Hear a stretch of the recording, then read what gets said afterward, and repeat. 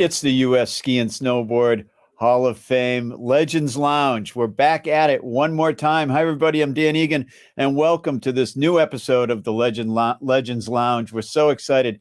And in the world of the snow sports industry, there's legends, there's gold medalists, and there's game changers. And our two honored guests tonight are game changers. Art Clay and Ben Finley founded the National Brotherhood of Skiing and changed the face of skiing forever, and brought more inclusion into our sport. And of course, we're joined tonight by Justin, the executive director of the U.S. Ski and Snowboard Hall of Fame. And Justin, really, in this tonight, we do have two game changers. Oh, without a question, Dan. Every one of these people we talk to, they change the way our industry is able to work its way through season by season. They do amazing things. I sit and look at the accolades that these two gentlemen bring to the table, and rightfully earn election into the Hall of Fame, and think, we could sit here for hours talking to these guys, getting stories, talking about how it was, how it is, how it should be, how it will be into the future. With everything crazy going on in our country right now, this is a highly anticipated conversation. I just love the fact that we get time from these guys and get to really take a look at their contributions and thank them and kind of really see from their perspective how it came to be. In the Legends Lounge tonight, we have Art Clay and Ben Finley, who in 1993 organized the National Brotherhood of Skiing, the coalition of black ski clubs in America, and really changed the game of winter sports forever. Please welcome into the Legends Lounge, Art Clay and Ben Finley. Hi, guys. Hello there. Wow, what an honor. I am in the Legends Lounge. Can you believe that? I don't believe We're in the lounge. You guys are legends. You guys, congratulations on you're the class of 2019 and to be inducted into the U.S. Ski and Snowboard Hall of Fame. And it's such an honor to have you with us here in the Legends Lounge. And Art, I just want to start with you. How was it that you came to meet your good friend Ben? Well, a friend of ours, a mutual friend who had grown up with Ben in New York, had come to Chicago and spent a little time here. And he was a skier and he skied with us. And when we started talking about getting folks together, he went out to Los Angeles, found Ben, and introduced me to Ben. And Ben, what do you remember about that? And it was a blessing. How did it move forward from that introduction? I remember getting a telephone call. Oh, it moved. Go on, Art. No, go ahead. I remember getting a call from this gentleman, a guy by the name of Joe Dorsey. Joe and I had grown up as teenagers in New York City. And at that time, I was president of a ski club here in Los Angeles called Four Seasons West. It was a predominantly black club. And at that time in Los Angeles, there were probably two other predominantly black ski clubs. Four Seasons was started in 1966. And it was started in 1969. And here it was, 1971. Anyway, my friend called and said, "Hey, Ben, there's another black ski club in Chicago. In fact, there are a couple of them." I said, "Nah, that couldn't be. That just couldn't be." So he gave me Art's number. And Art and I talked a few times. And in the process of doing that, we mutually came up with the idea that we got to try and get these ski clubs together. So that was the initiation of the whole thing. And of course, with us tonight, we have Henry River, the current president of the National Brotherhood of Skiers. And Henry, it's nice to have you as well. Good day. How's everyone doing? Good.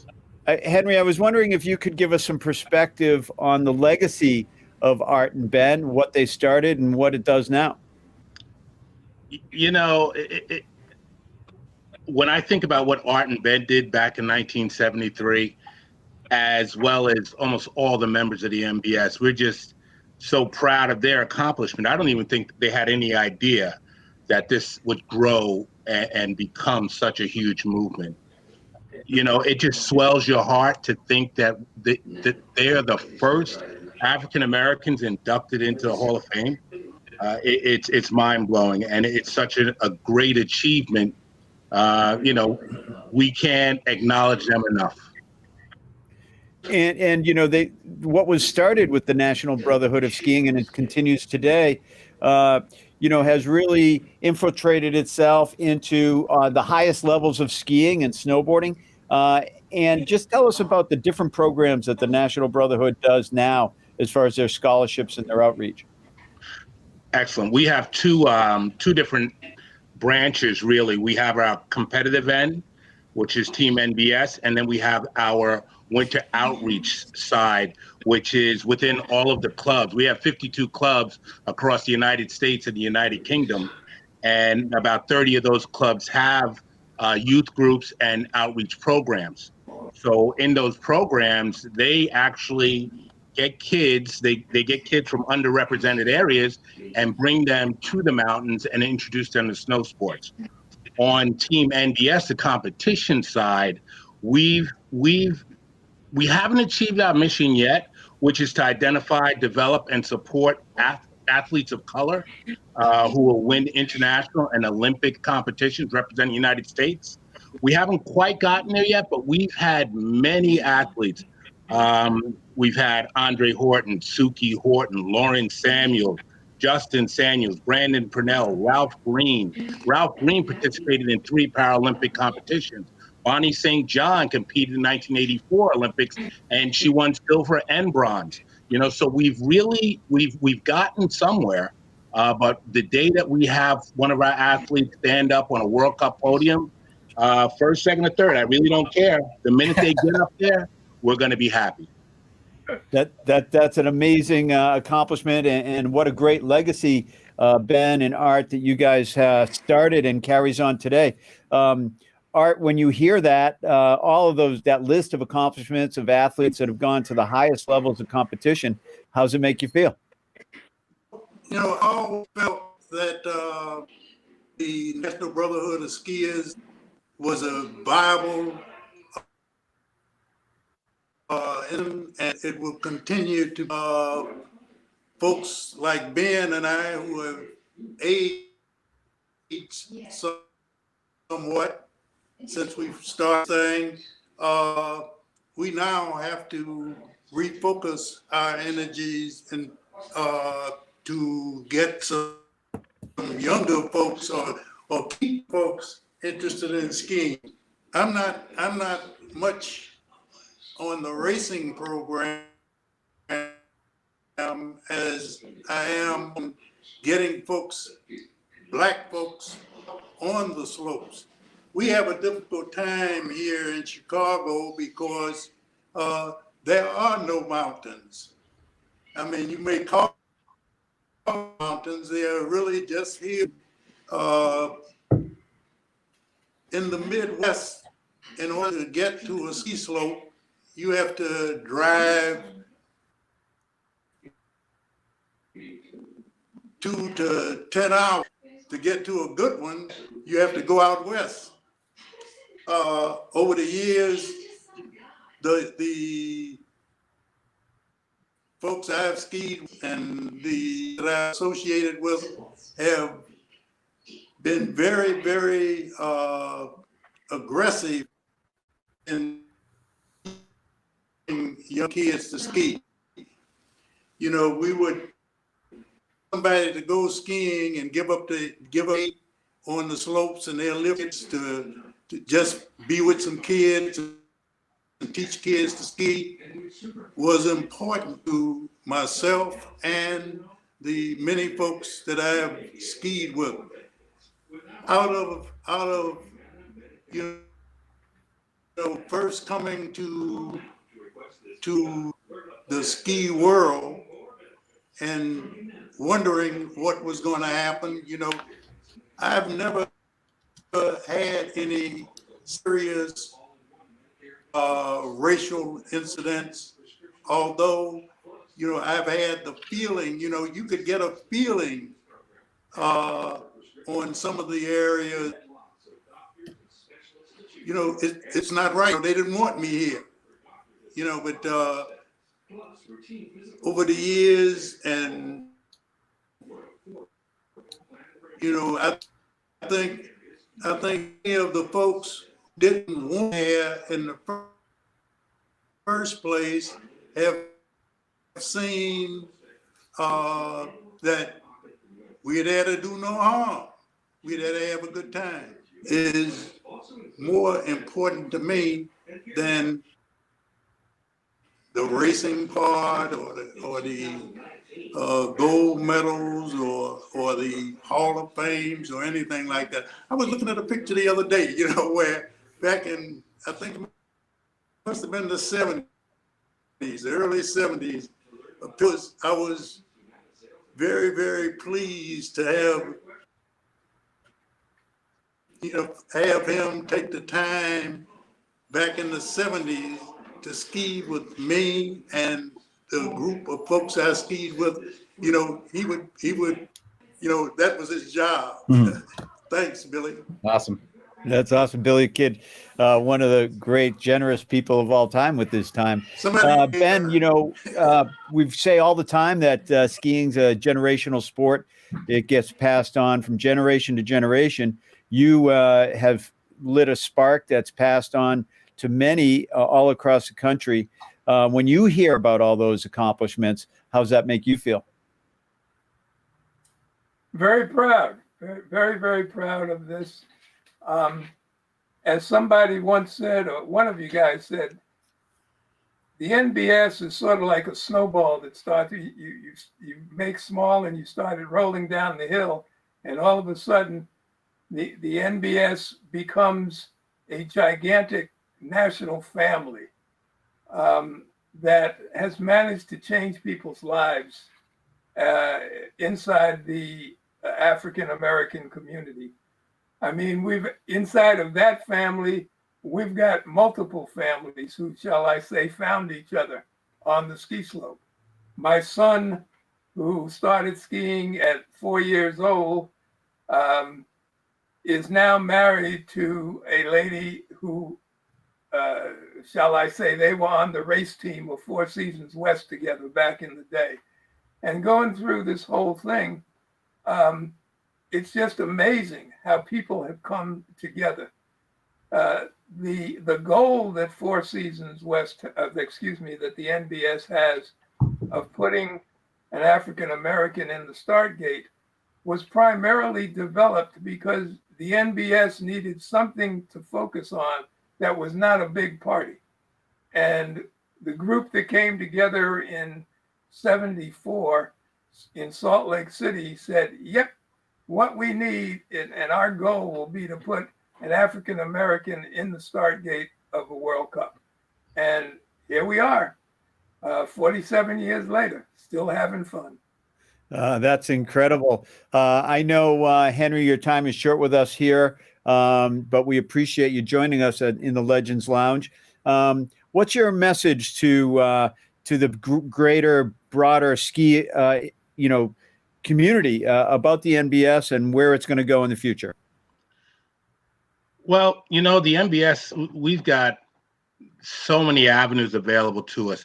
First of all, within the snow sports industry, I'm glad that a lot of people have woken up and realized that inclusivity is critical for the existence of the sport.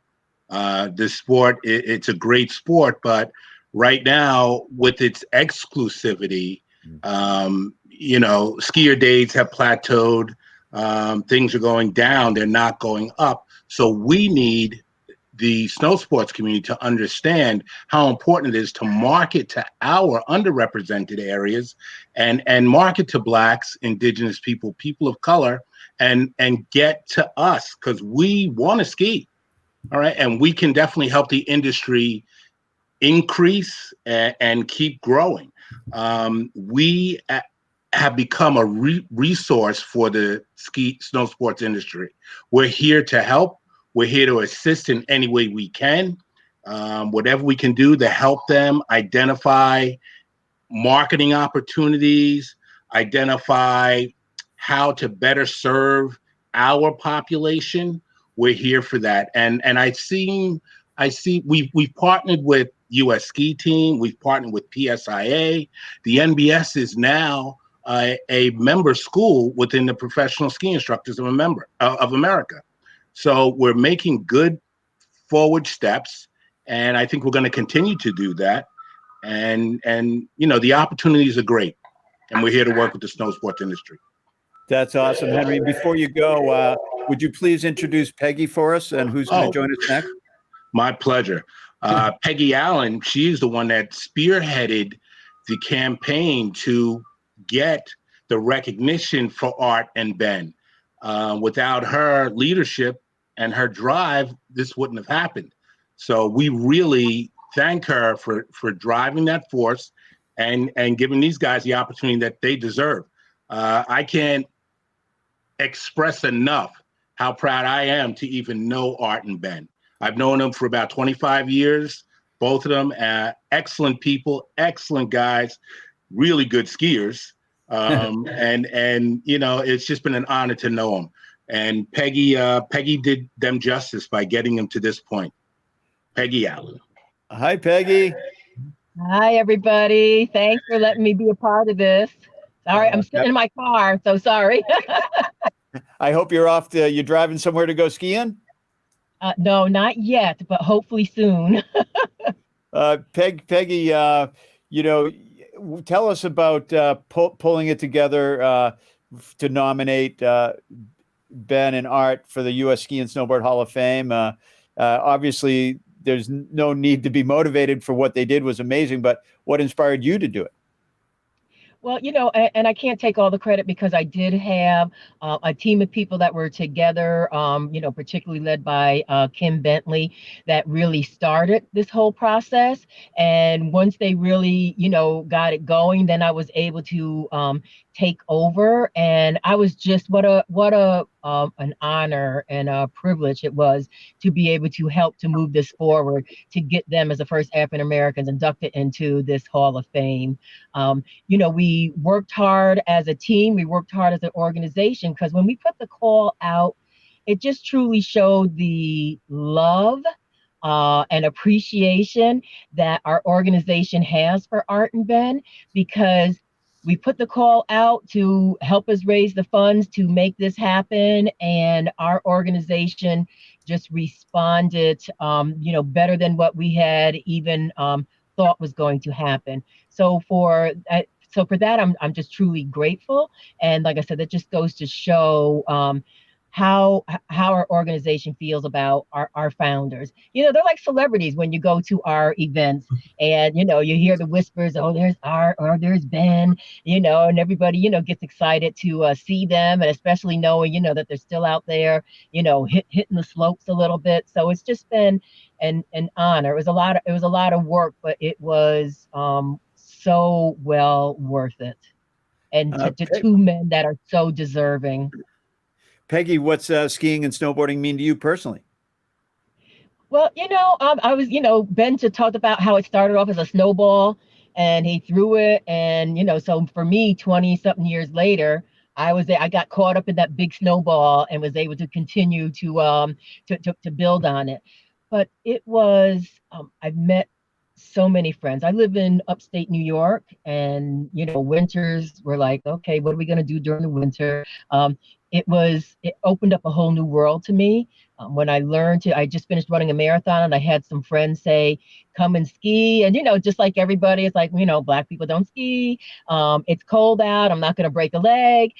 So I got out there, did a 3-day learn to ski with the Eastern Region Winterfest. And, all those myths were absolutely shattered.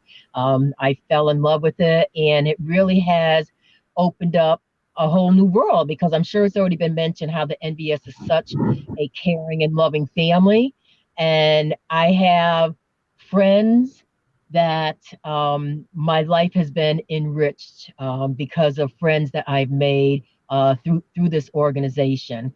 And to see the friendships build over the years, and to see the marriages, and to see the camaraderie, to even though you may not see somebody for the whole year, but it's always just like picking right back up right where you left off, and continuing with that friendship, and with that bond. And that is what is so uniquely special, I think, about the National Brotherhood of Skiers, is how we bring people in, and people, once they come in and they join us, it's like they're hooked. Well, I'm hooked just hearing about it. Ben, you've been obviously skiing for a very long time. You've traveled the world, I imagine. What are some favorite locations? My favorite locations. The best ski trip in my life was to the Trois Vallées in France. Being off-piste skiing, leaving at 6 o'clock in the morning and not getting back to the area until 5 o'clock in the evening as the sun was setting, and never having taken the same lift was a marvelous experience. I don't think I've come anywhere near having that experience just skiing here in the States.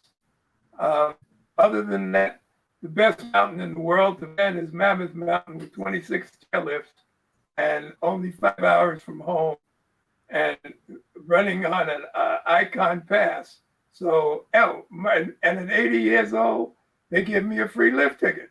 So, what else do I need in life? Art, over the years, of course, any skier or snowboarder will tell you about their favorite piece of equipment. I'm wondering what's one of your favorite pieces of equipment that you have enjoyed over the years, and what that might be. My favorite area, I can do better the areas that I dislike quicker than I can the ones that I like. I think, however, my favorite would probably be snow. I didn't learn to ski until I got to Jackson Hole. If you can spend a week at Jackson Hole, you can learn to ski. There are a lot of great areas in the country. The best skiing I found was along that Rocky Mountain Range. Places like Vail and Steamboat, Winter Park. I like all of them. Let's see, where was that? I broke my neck. Not Keystone.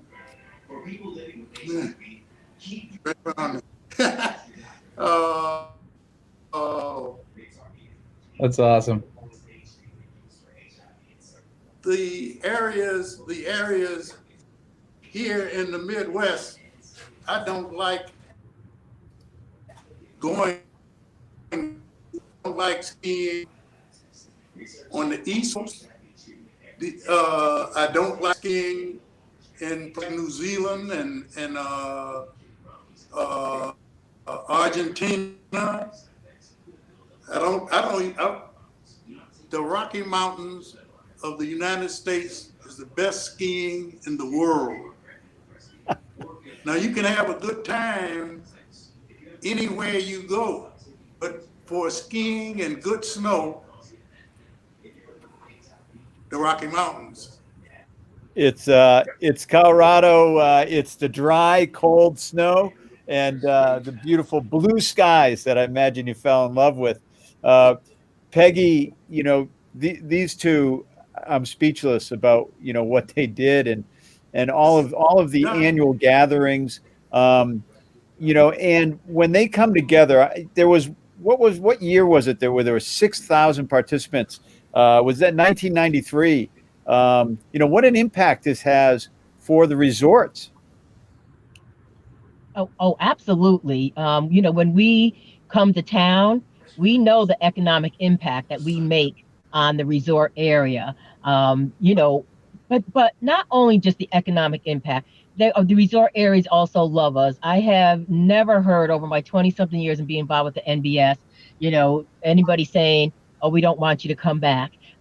They come to us. When are you coming back? When are you coming back? When we went to Sun Valley earlier this year, the gentleman who I worked with to get out there, he said, I'm the town hero right now because everybody's been waiting for you to come back. So we bring a certain spirit and a certain sense of fun that they don't see when other clubs and organizations come to the mountain. And like I said, and we make a huge economic impact regardless of where we go.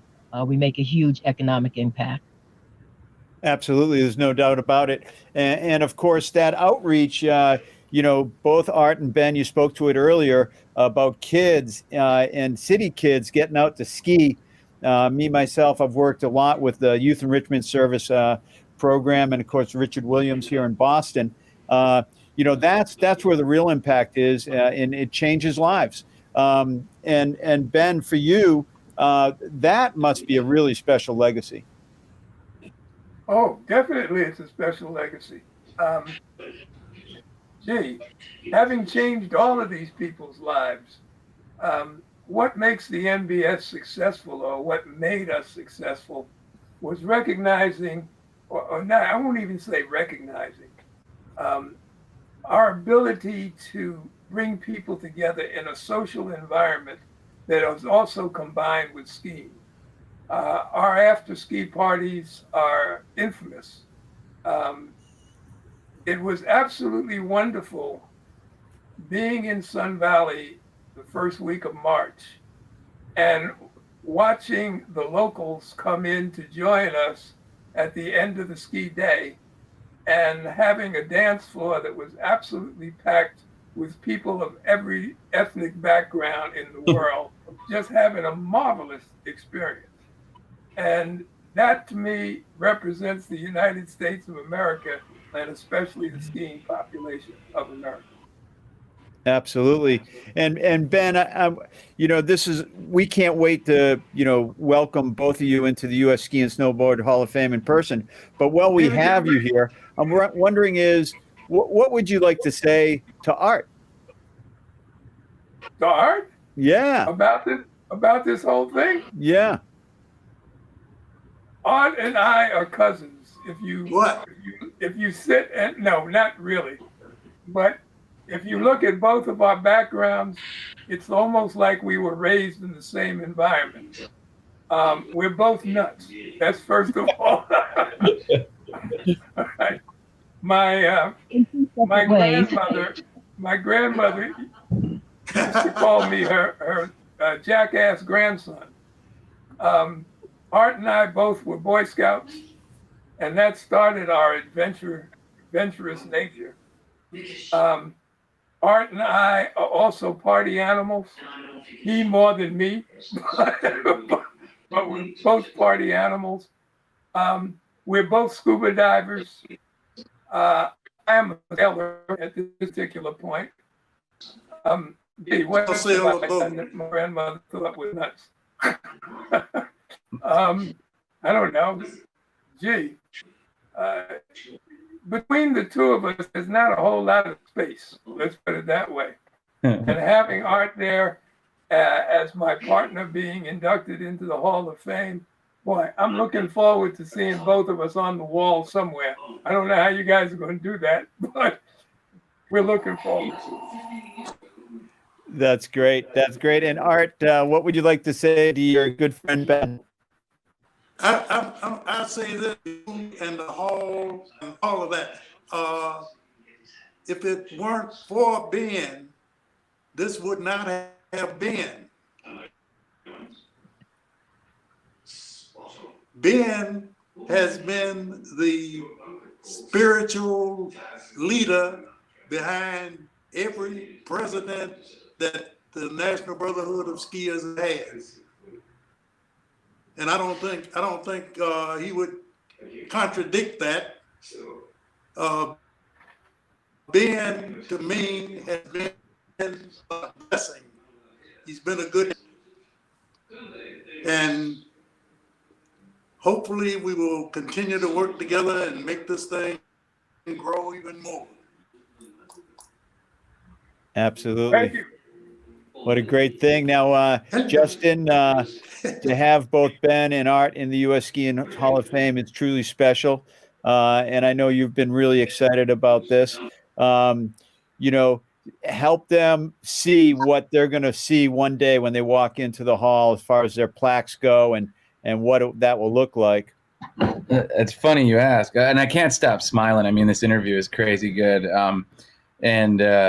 You know, I miss the fact that we were so close to putting on the event in Sun Valley, Dan. You know, I've talked a lot about, you know, the efforts that went into that.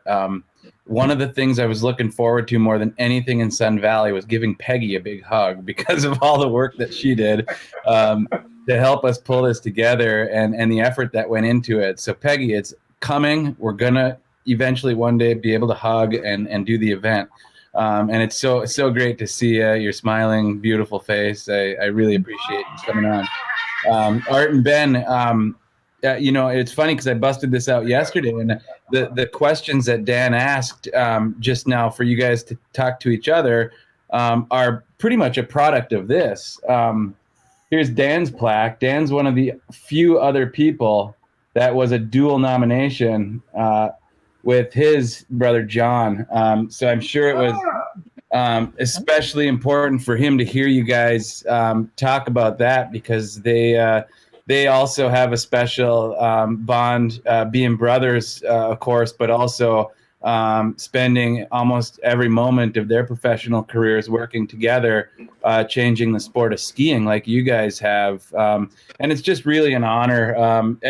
The one thing that resonates with me and my favorite part of my job is the look and the reaction of people's faces when they step into the museum here in Ishpeming and walk into the honored court, which is just 8 feet the other side of this wall, and see everybody from 1956, starting with the very first member of the Hall of Fame through today, and what they're joining the likes of. You guys are legends already. You're going to live as legends. You're going to be legends forever. And, you know, that's our mission here, is to honor and celebrate you guys and forever tell your story of what you guys did do and what the National Brotherhood will go on to do for decades and forever into the future to make our sport better. So I really appreciate you guys.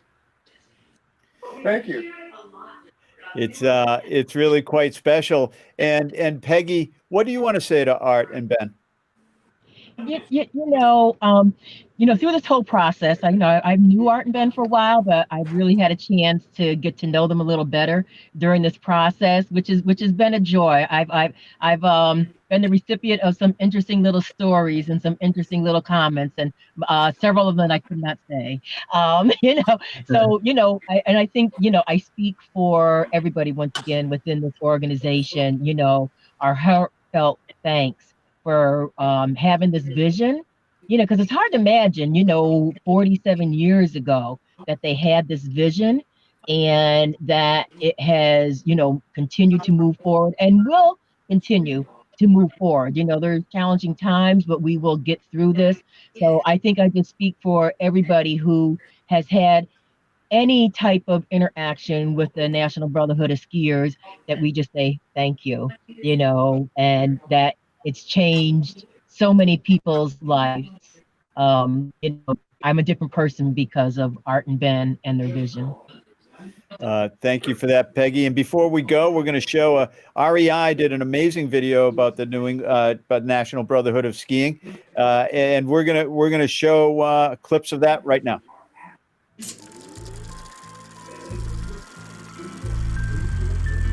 40+ years ago, there weren't a whole lot of folks that look like me on the slope.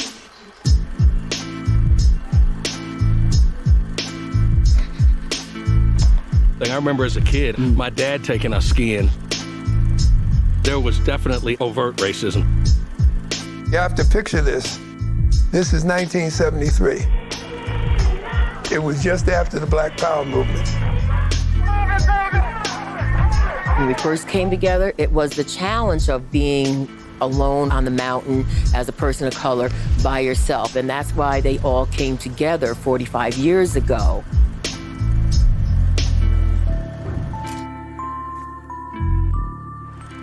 I think at that time there were 3 or 4 ski clubs in Chicago, and there were at least 2 ski clubs in Los Angeles. There was a need for us to move in groups, and it may have provided a safe feeling. We decided, gee, it would be nice if we could get all these ski clubs together, and we'll invade Aspen, Colorado. We did not know how this grouping, this gathering was going to be accepted in Aspen. And then I think 10 days before the event started, we sent the Aspen newspaper a press release saying black folks were coming to town.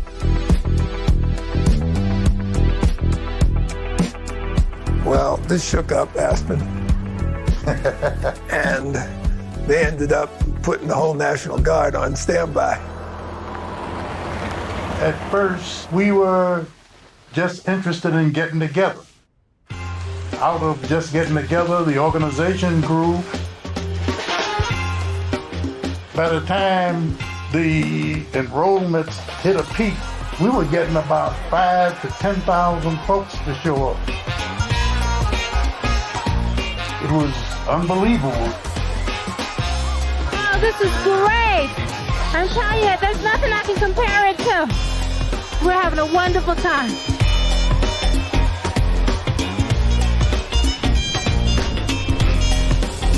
We appreciate the hospitality, and we're not even halfway there. We love you. You're the greatest. We'll be back too.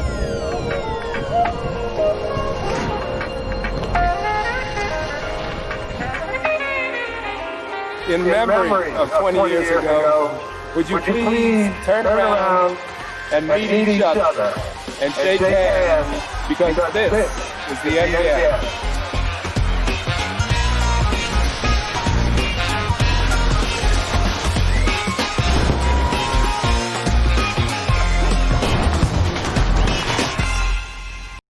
Wow, and we look forward to another 20 years of that.